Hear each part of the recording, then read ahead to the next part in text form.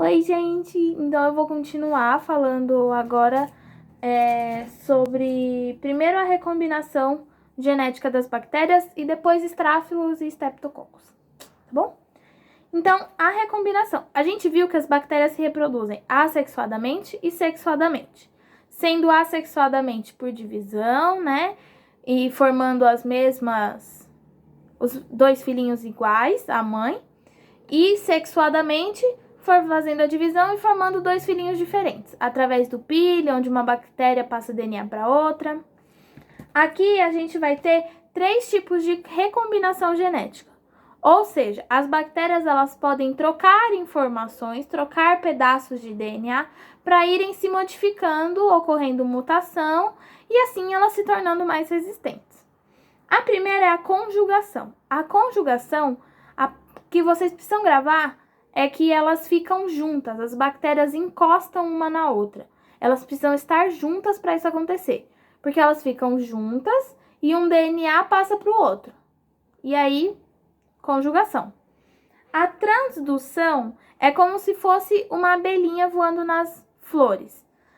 Então, um vírus bacteriófago vai de uma bactéria para outra, levando a informação do DNA. Então, o vírus vem nessa bactéria, recolhe o DNA e leva para outra bactéria e coloca lá. Então, é como se fosse uma abelhinha colhendo néctar. Vai passando, trocando informação.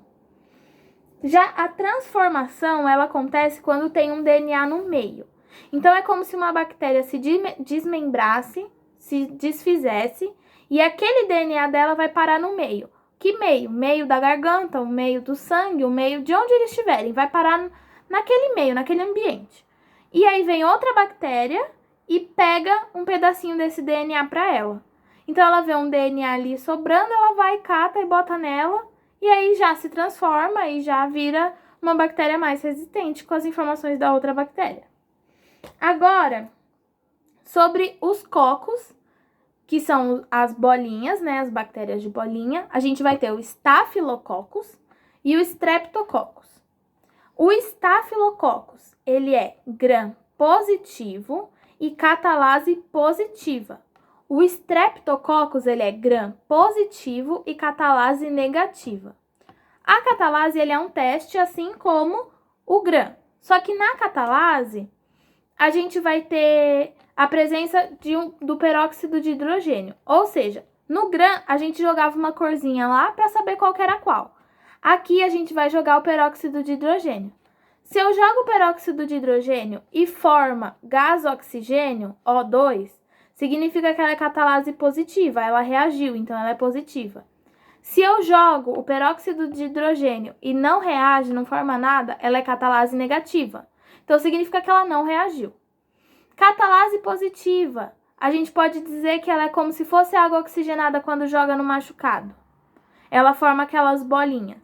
Então, ela é positiva. Então, todos os estafilococos são positivos. Streptococcus, negativos. Aí, o estafilococcus, eles vão se dividir em vários, mas eu vou citar o que as professoras citou, que é o aureus e o epidermis.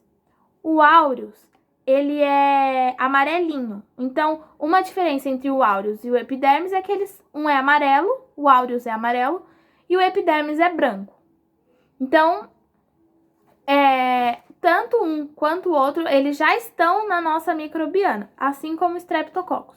Eles estão todos na nossa pele, na nossa garganta, no nosso intestino. Eles já fazem parte dessa flora. Por isso que quando você deixa a sua imunidade cair, eles são uma das primeiras bactérias que atacam, porque eles já estão lá. Então, eles só se aproveitam do que está acontecendo. O aureus, ele vai causar algumas doenças específicas que a professora deixou pra gente. Ele vai causar intoxicação alimentar. Então, algumas intoxicações que acontecem significa que o Staphylococcus aureus estava presente naquele alimento que a gente ingeriu e que ele se desenvolveu lá e causou uma intoxicação na gente. Aí tem a pele escaldada, que é como se a nossa pele tivesse inteira queimada, e isso quem causa também é o Staphylococcus aureus, tanto quanto o choque tóxico, que também é a mesma coisa, é como se você tivesse levado um choque, Só que quem tá causando isso é uma bactéria, no caso, a Staphylococcus aureus. Além disso, ela também vai causar o impetigo, que é aquelas bolinhas no canto da boca, no corpo. Então, ela vai causar uma série desses tipos de impetigo, que é tipo assim, furúnculo, foliculite, pneumonia, artrite. Então, tem várias doenças que o aureus causa. Do epidermis, a professora não falou quase nada. Ela só falou que faz parte da nossa microbiana e que ele é branquinho. Então é isso que a gente precisa saber. Que ele é mais clarinho que o aureus e que ele também faz parte da nossa microbiana. No mínimo, ele também tá nessa lista aí de fazer pneumonia e fazer intoxicação e tudo mais, igual o aureus. Aí, o Streptococcus. Como eu tinha falado, o Streptococcus ele é gram-positivo e catalase negativa. Então, ele tem a camada mais grossa, ela é hidrofílica, ela gosta de água, e ela não reage com peróxido de hidrogênio, ela é catalase negativa. O Streptococcus, eles vão se dividir em vários, mas os que eu vou falar são 3. Primeiro, gente, não sei pronunciar esses nomes, tá? Vai sair do jeito que vai sair, vocês me perdoem. O Streptococcus pneumócitos é o Streptococcus que causa a pneumonia, sinusite, o que mais que causa? E meningite. Então, os pneumócitos, eles também são bolinhas mais juntinhas, pequenininhas. Tipo, eles vão de 2 em 2. Eles são colônias pequenas. Agora, a gente tem os piógenes.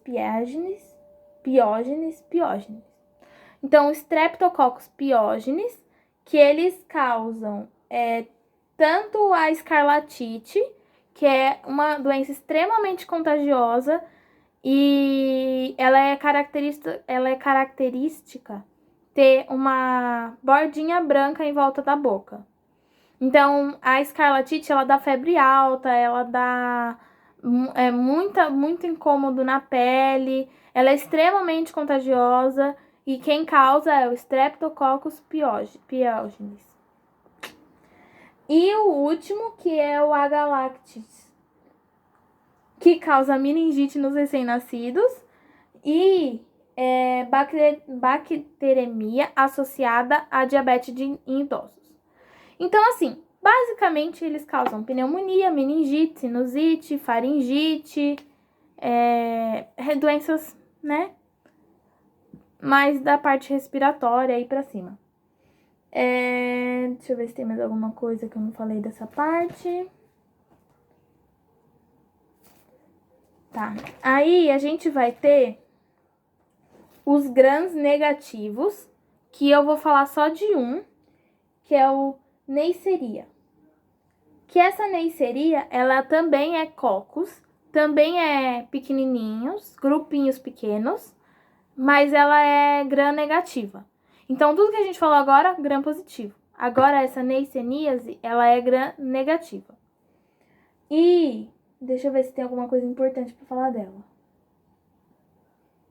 Tá, uma das coisas que ela causa, por exemplo, é a gonorreia. Então, é um dos exemplos aí que a gente pode lembrar, assim, né, de bater o olho. Então, a neisseríase, ela é gram-negativa e ela forma a gonorreia. Gente, eu acho que dessa parte da aula acabou. Eu falei da aula 3 até agora, né? Final da aula 3 eu acabei. E agora a aula 4 eu vou começar a explicar nos próximos vídeos. Tá bom, gente? É isso. Obrigada.